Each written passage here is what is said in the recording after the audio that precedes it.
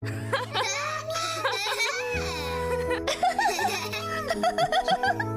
সাথে তো বাচ্চাও চলে গেল, তো বুঝতেও পারলো না যে মাছের সাথে সে চলে গেছে।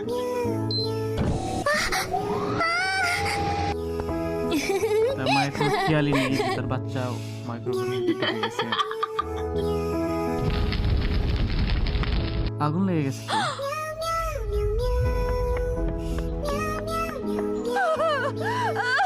এতক্ষণে তো পুড়ে গেছে, হাসপাতালে নিয়ে যাচ্ছে।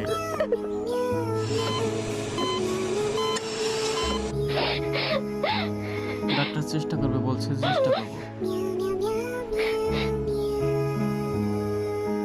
তার হাজবেন্ড এসেছে এবং টাকা দিল ডাক্তারকে। অপারেশন চলতেছে, বাট শেষ পর্যন্ত বিড়ালটি মারাই গেছে। ডাক্তার এসে মাথা নিচু করে